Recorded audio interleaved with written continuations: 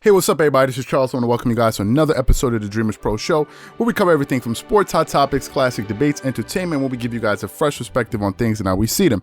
And in today's episode, the topic is, are the Lakers back to being dominant? So that's the topic I want to get into in today's video. But before we get into that, I want you guys to please make sure you go ahead and hit the like button, hit the subscribe button, and hit the notification bell to be notified whenever we drop our content. Also, the day is finally here. We are finally launched the Dreamerspro Max platform. It is live, guys. All of you guys have been asking me. It's finally live. It's here.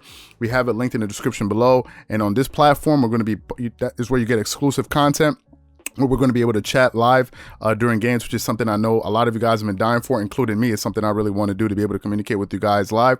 It's also where you'll be able to access our post-game reactions, where we can get together about 20-30 minutes after games, take questions, and just kind of go over our thoughts after games. Again, you're also going to be getting exclusive content on there. You'll be able to post your own basketball topics, start your own basketball debates, vote for original content that you want to see there that will be posted nowhere else. And all of this is going to be available on the platform. If you guys want to know more about it, it's in the description below. We have a landing page which explains everything clearly to you there. So make sure you go ahead and check it out. So the Dreamerspro Max platform is finally live. Go check it out. Anyway, I just put in my plug. Let me get back into the content here, because we got a lot of videos that we want to publish today. So let's talk about the Lakers here for a second. So recently, the Lakers really went through a really tough stretch of basketball, right? They had suffered. Basically, they'd had some key injuries to some key guys. One of them notably was Anthony Davis, who was having some type of calf soreness or Achilles type of, some of them were saying tendonitis or tendinosis or whatever it is. I've had something very similar to that, where you just have a lot of soreness in your Achilles, man, and it's really painful, especially in the morning when you get up and you get out of bed and you start walking. Your Achilles are very tight. It's very painful, and it happens all the time. Usually for me, the way I was able to get over it is when I used to go running. After the first 10 or 15 minutes, after my body really got warm and some heat went into my tendons, then it will feel a lot better. But then afterwards, the pain will come back.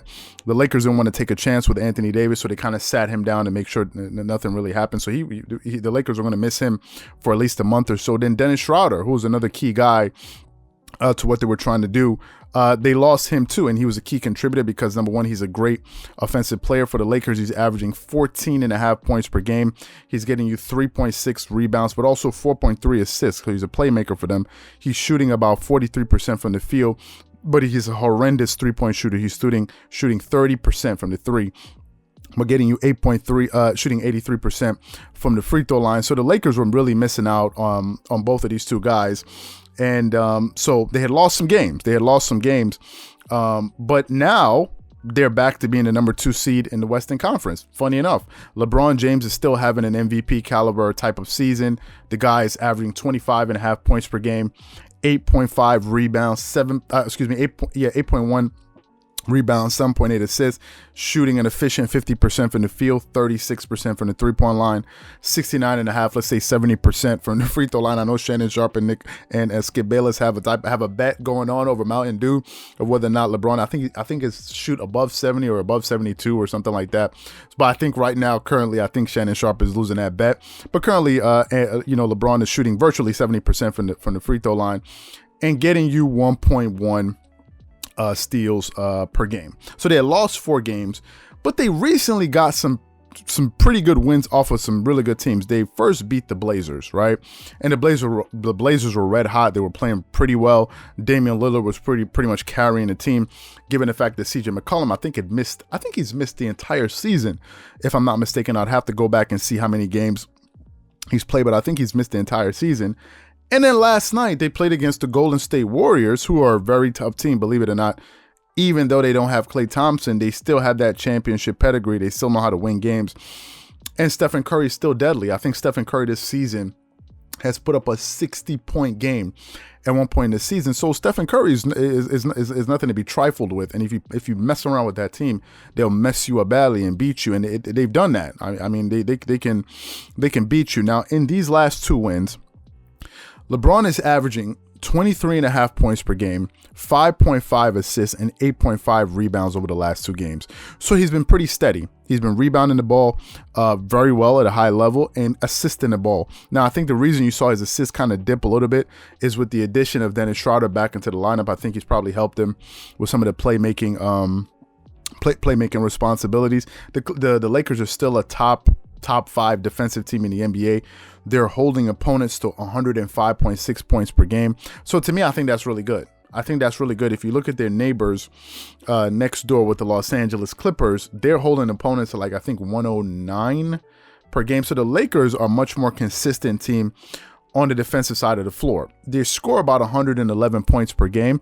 Now, they're not the highest scoring team, because if you juxtapose this team's scoring to the Clippers scoring, the Clippers are scoring somewhere around 114, 115 points per game. But I think the Lakers are primarily a defensive team, but also you have to bear in mind that they're missing AD, and AD is a good chunk of their offense. If I look at Anthony Davis, his production for the season, they're missing 22.5 points per game. So you factor that in. Now, obviously, it doesn't mean if you bring AD back, you're adding 22 points per game. You're adding 22 points to their overall average. No, that's not what's going to happen. Obviously, some guys drop back their minutes and things kind of balance out.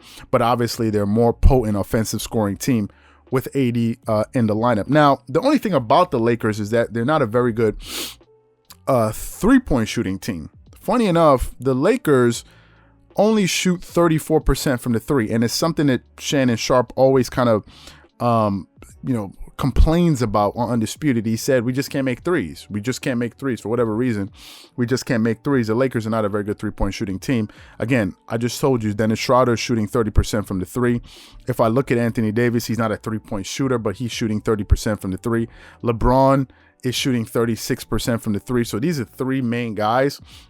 If you average out their numbers, they're probably shooting 32% from the three if you average out these three guys together. So that's one of the reasons. The Lakers are not a very good three-point shooting team. Montrezl Harrell doesn't shoot threes. He's not a stretch four, so he doesn't really shoot threes. So that's the kind of the Achilles heel with this team. They don't shoot a lot of threes.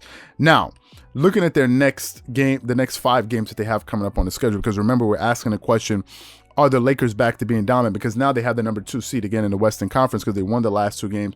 Clippers just dropped the last game, so the Clippers are now down to the number 3 spot in the West. So the Lakers are going to be playing the Suns, who are a playoff team, the Kings, the Warriors, and the Wolves, right? And I think they have a chance to win at least three out of these 5 games, right? Suns are going to be pretty tough. The Warriors are also going to, the Warriors are the team, as I said before, the Warriors can beat you. And the Kings are pretty quick, man. I think they play with the quickest tempo in the NBA right now. And De'Aaron Fox is like a bullet up and down the court, man. He's very, very fast. So you got to watch out for them. The Minnesota Timberwolves, they compete.